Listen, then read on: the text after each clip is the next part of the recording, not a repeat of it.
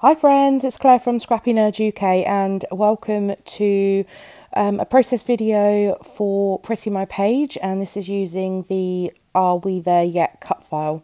I'm really sorry that I've been missing in action on my YouTube channel. I know it's been a week or so, a couple of weeks maybe, since I posted a video, and apologies for that. Firstly, I've been ill, and then unfortunately my father-in-law passed away. So you can imagine that doing anything YouTube video editing and getting it uploaded and stuff was not obviously on my priority list. So I'm glad to be back with being able to share a video with you today. I feel a little bit rusty doing this voiceover, so forgive me if it's a little all over the place. So I made this going back a few weeks ago, so I'm going to have to refresh my memory whilst I'm doing this voiceover.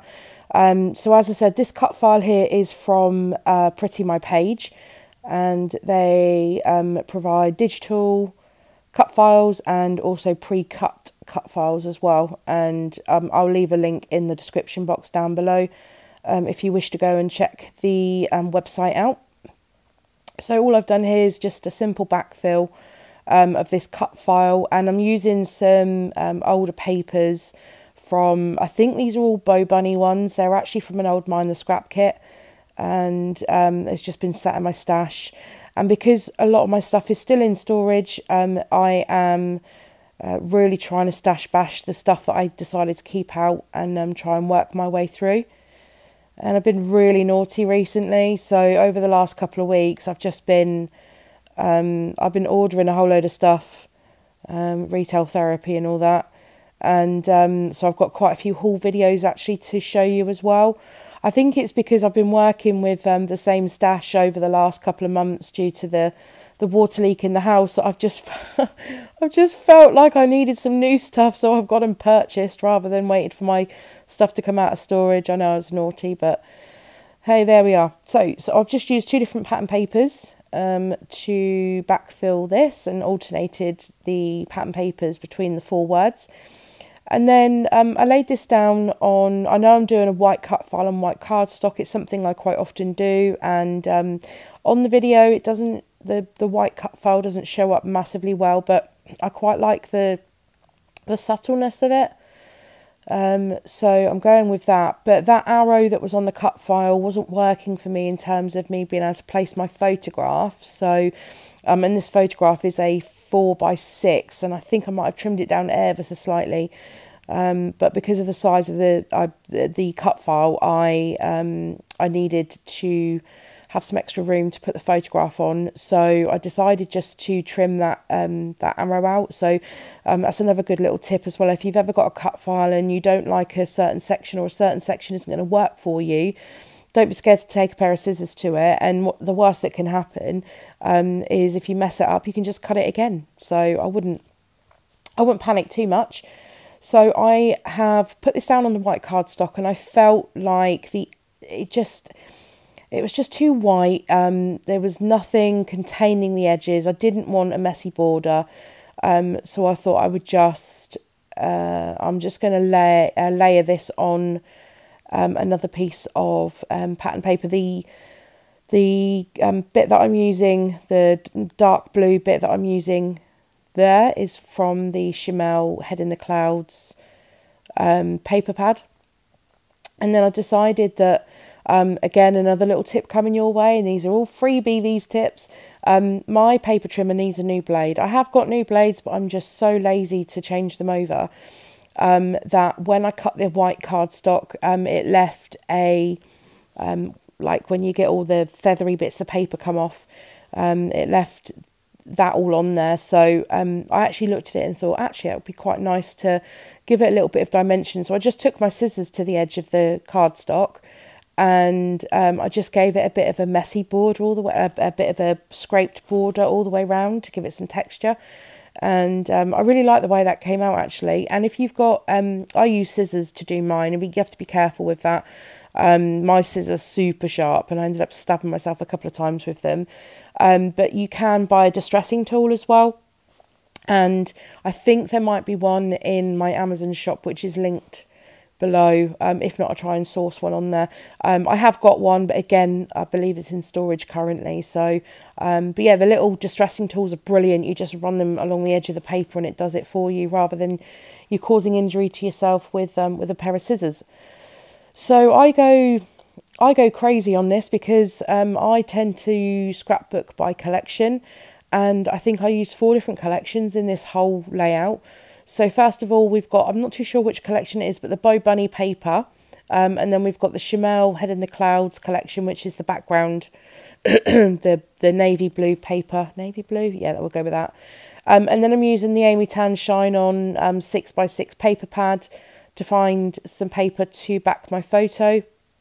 So this black and white paper here, that's never going to make it onto a layout as it is, because it's too trippy on the eyes. So again, a little tip for you is use it to back your photos.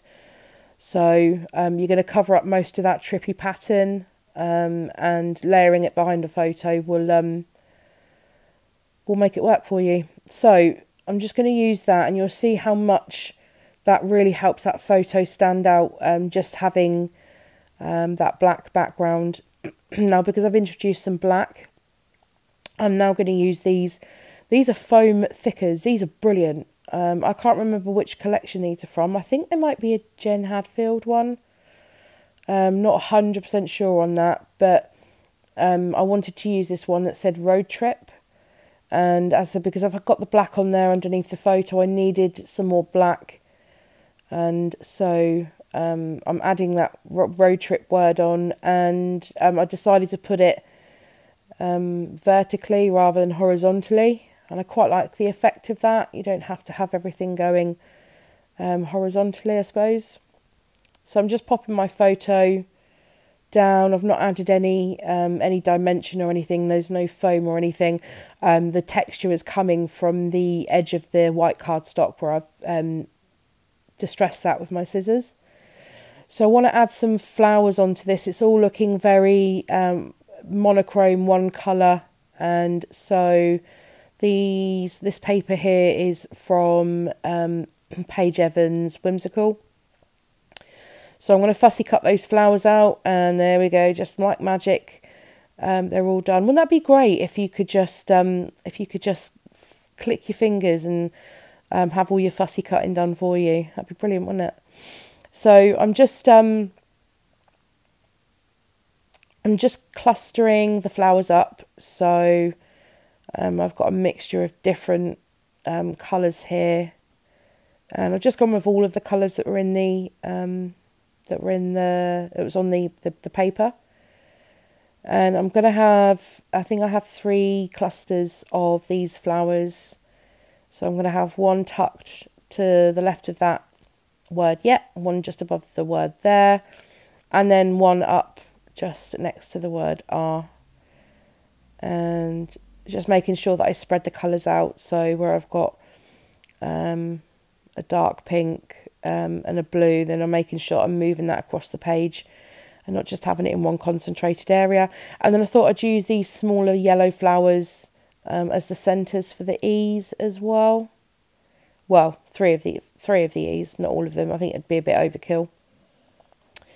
So I'm just adding in the last few here. I do actually add all of these in. I wasn't going to, but I thought the more the merrier on the layout. So just adding these in. And you can still see what the cut file says. And that is that bit done. So next up on to the... what do I do next? Journaling. Oh my goodness me, I actually journal on this layout.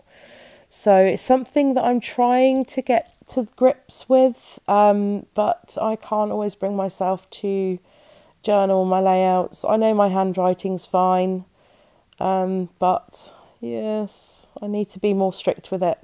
I need to tell those stories. Otherwise this is just a photograph of 4 people in a car. So I knew that I had to tell the story as to what was going on here and where we were going. So the photograph, just a bit of background, me and hubby and my friends, we love Gavin and Stacey, and that's a show here in the UK. It doesn't run anymore. But we absolutely love the show. And I don't know if they show it in other parts of the world, but it's set in a place called Barry Island in Wales. And so we decided to take a day trip to Barry Island to go and do the touristy thing and visit all the places where they filmed and have our photographs taken and stuff. And this photograph was taken in the car on the way to Barry Island.